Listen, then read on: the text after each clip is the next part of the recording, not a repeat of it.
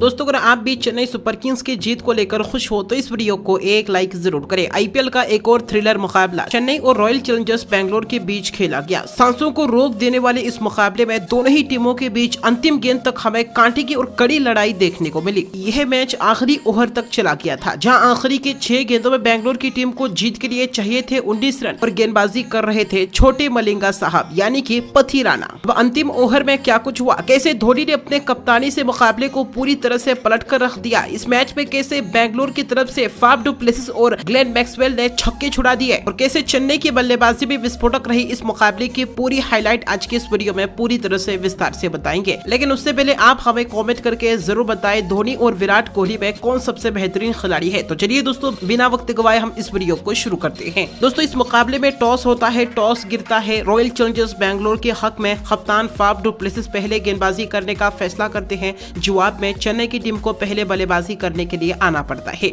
अब दोस्तों चेन्नई की तरफ से एक बार फिर से सलामी बल्लेबाज के तौर पर ऋतुराज गायकवाड़ और डेवन कॉनवे मैदान पर उतरते हैं, लेकिन चेन्नई की शुरुआत काफी खराब रहती है। चेन्नई का पहला विकेट पावर प्ले में ही गिरता है, जहां दोस्तों तीसरे ही ओवर में मोहम्मद सिराज ऋतुराज गायकवाड़ को वेन पार्नेल के हाथों कैच आउट करवा कर पवेलियन का रास्ता दिखा देते हैं। 4 ओवर तक चेन्नई की टीम सिर्फ 25 रन ही बना पाई थी। मैदान पर खड़े थे डेवन कॉनवे, अजिंक्य रहाणे, लेकिन इसके बाद से अजिंक्य रहाणे और डेवन कॉनवे अपने बल्ले का जोर शोर मचाना शुरू कर देते हैं। खास तौर पर अजिंक्य रहाणे पावर प्ले में विस्फोटक बल्लेबाजी करते हैं और देखा जाए तो 6 ओवर के पावर प्ले में चेन्नई का स्कोर होता है 53 रन। उसके बाद से लगातार डेवन कॉनवे के बल्ले से विस्फोटक छक्के देखने को मिलते हैं। खास तौर पर डेवन कॉनवे और अजिंक्य रहाणे बैंगलोर के गेंदबाजों की जमकर पिटाई करते हुए नजर आ रहे थे, लेकिन 10वें ओवर में हसरंगा अजिंक्य रहाणे को क्लीन बोल्ड करते हैं और साथ ही में अजिंक्य रहाणे 37 रनों की बेहतरीन पारी खेलकर पवेलियन लौट जाते हैं। लेकिन इसी ओवर में डेवन कॉनवे 2 रन लेकर अपना अर्धशतक पूरा कर देते हैं। 10 ओवर तक चेन्नई 2 विकेट पर 97 रन बना चुकी थी, लेकिन इसके बाद जैसे ही शिवम दुबे मैदान पर आते हैं जमकर हल्ला बोल देते हैं, जहां दोस्तों शिवम दुबे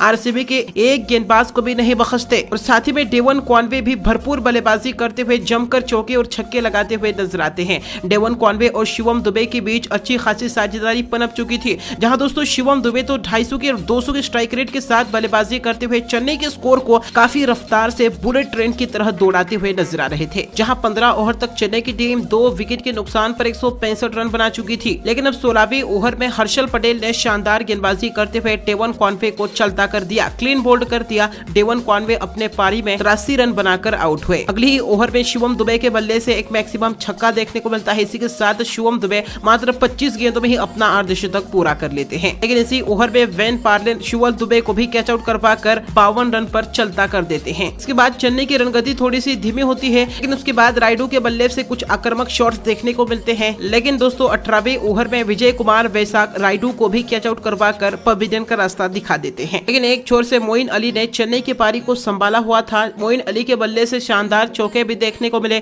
इसके अलावा जडेजा के बल्ले से भी एक छक्का देखने को मिला और इस तरह से 20 ओवर में चेन्नई की टीम 6 विकेट के नुकसान पर 226 रन बना पाई। चेन्नई की टीम ने बैंगलोर के सामने 227 रनों का लक्ष्य रखा था। लक्ष्य की बात की जाए तो काफी बेहतरीन भी था, लेकिन पिच भी काफी बेहतरीन थी। जी हाँ, बल्लेबाजी पिच थी। अब इस लक्ष्य का पीछा करने के लिए बैंगलोर की तरफ से किंग कोहली और साथ ही में फाफ डू प्लेसिस मैदान पर उतरते हैं, लेकिन दोस्तों आरसीबी की शुरुआत काफी खराब रहती है। पहले ही ओवर में आरसीबी को सबसे बड़ा झटका लगता है। पहले ही ओवर में आकाश सिंह विराट कोहली को क्लीन बोल्ड करके 6 रन पर पवेलियन का रास्ता दिखा देते हैं। अब दूसरे ओवर में तुषार देशपांडे महिपाल लोम्ब्रोर को भी कैच आउट करवा कर बिना खाता खोले ही पवेलियन भेज देते हैं। अब मैदान पर थे मैक्सवेल और फाफ डू प्लेसिस। ऐसा लग रहा था कि दोनों खिलाड़ी पहले से ही सेट होकर आ चुके हैं। खास तौर पर मैक्सवेल ने आते ही एक के बाद एक 2 खतरनाक छक्के लगाकर बता दिया था कि वह अब रुकने वाले नहीं हैं। और कप्तान फाफ डू प्लेसिस तो कहां शांत बैठने वाले थे, क्योंकि लक्ष्य ही इतना बड़ा था। फाफ डू प्लेसिस तो ऐसे ताबड़तोड़ बल्लेबाजी कर रहे थे कि हर ओवर में 17 रन जड़ते हुए नजर आ रहे थे। जी हां, डू प्लेसिस के बल्ले से भी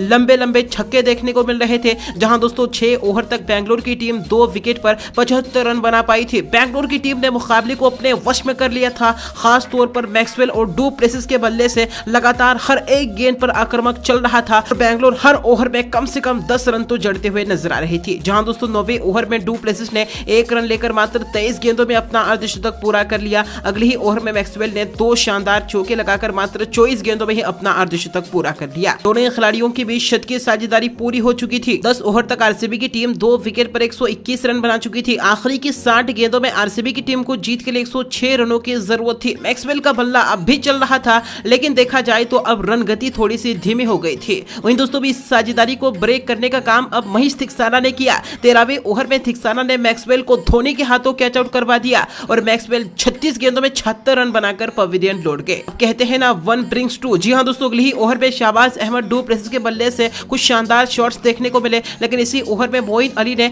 डू प्लेसिस के रूप में बड़ा विकेट हासिल किया। डू प्लेसिस को 62 रन पर चलता कर दिया। 15 ओवर तक आरसीबी की टीम 4 विकेट पर 169 रन बना चुकी थी। मैदान पर दिनेश कार्तिक, शहबाज अहमद मौजूद थे। 16वें ओवर में दिनेश कार्तिक ने एक चौका लगाकर मात्र ओवर में 12 रन ही बटोर पाए। 17वें ओवर में दिनेश कार्तिक ने बैक टू बैक 2 शानदार चौके तो जड़े, मैच को थोड़ा सा अंडर कंट्रोल कर लिया, लेकिन इसी ओवर में तुषार देशपांडे ने बेहतरीन गेंदबाजी करते हुए दिनेश कार्तिक को थिक्साना के हाथों कैच आउट करवाकर 28 रन पर पवेलियन भेज दिया। आखिरी 18 गेंदों में चाहिए थे 35 रन, लेकिन रन कौन बनाएगा। जहां दोस्तों 18वें ओवर में पतिराना ने शानदार गेंदबाजी करते हुए शहबाज अहमद को भी चलता कर दिया और इस ओवर में मात्र 4 रन खर्च किए। 12 गेंदों में चाहिए थे 31 रन और इम्पैक्ट प्लेयर प्रभु देसाई मैदान पर आ चुके थे। पहली ही गेंद पर 19वें ओवर की पहली ही गेंद पर तुषार देशपांडे वेन पार्नेल को आउट करते हैं और इसी ओवर में प्रभु देसाई के बल्ले से मैक्सिमम छक्का देखने को मिलता है। इस ओवर में बेंगलोर की टीम 12 रन ले पाती है। जहां आखिरी की 6 गेंदों में चाहिए थे 19 रन। स्ट्राइक पर खड़े थे प्रभु देसाई, गेंदबाजी कर रहे थे छोटे मलिंगा यानी कि पतिराना। पहली गेंद पर प्रभु देसाई 1 रन लेते हैं,